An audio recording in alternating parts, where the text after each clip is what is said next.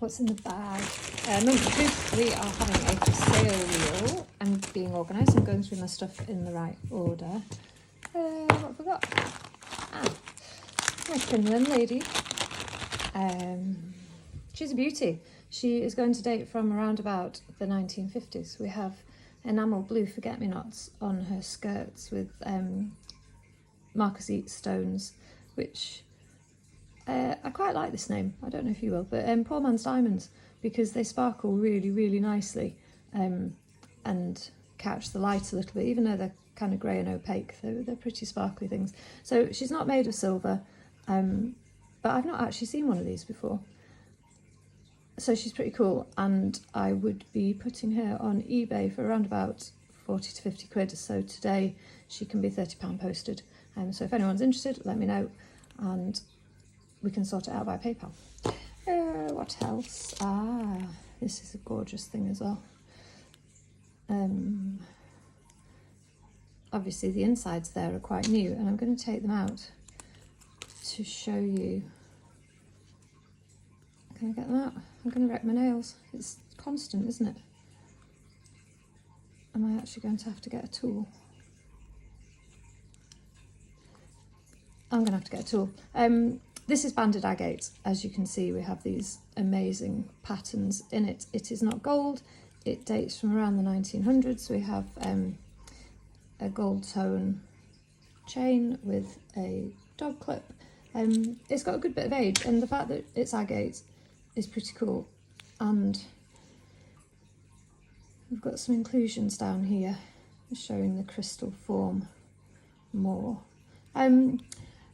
What I want to show you is that it's transparent and that the light shines through it really coolly, but because we've got these in, we're not seeing any of that. So I'm going to pause and go and find a tool.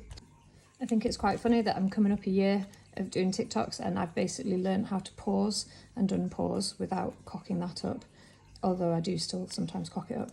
And that's it. That's the finesse that I've brought to my TikToks in almost 12 full months of practicing daily.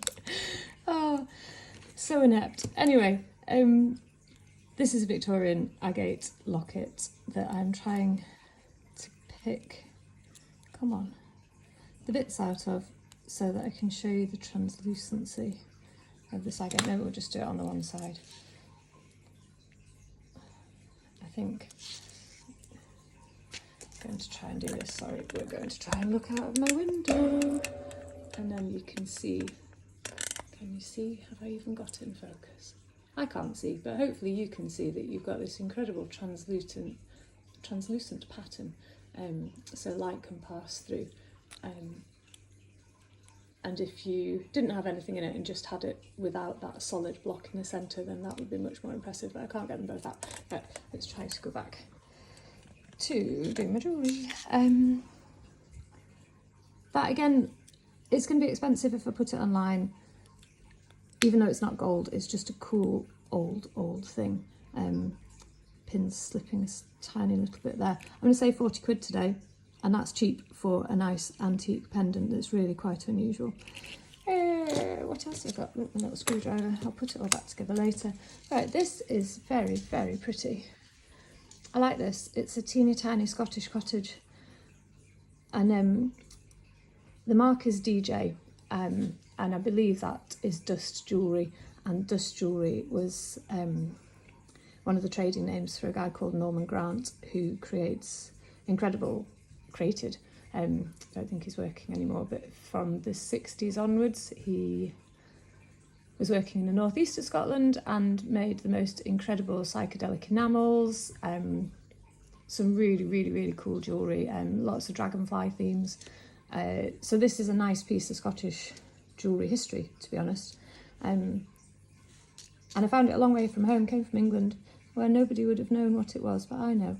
So I am again going to ask 30 quid for that. It'll be more expensive when I get it online, because his work's getting quite hard and to find and quite collectible. So that, it's a design I've never seen before. 30 quid's bloody steal. If you don't bite my hand off, you're a fool. Maybe I'll keep it. God knows. Either way, I just think it's lovely. This tiny little picturesque cottage with its huge plume of smoke and the trees. I just think it's lovely, really, really nice thing. Right, this wee thing's cheap and cheerful. It's just rolled gold and it's just glass, but this is really quite an old little pendant. The chain is brassy looking and new, but for a fun, big, chunky, what looks like rock crystal, but it's not, sadly, it can be a tenner. All of these prices are plus post, by the way. You'll have to work out the postage costs to wherever you are in the world.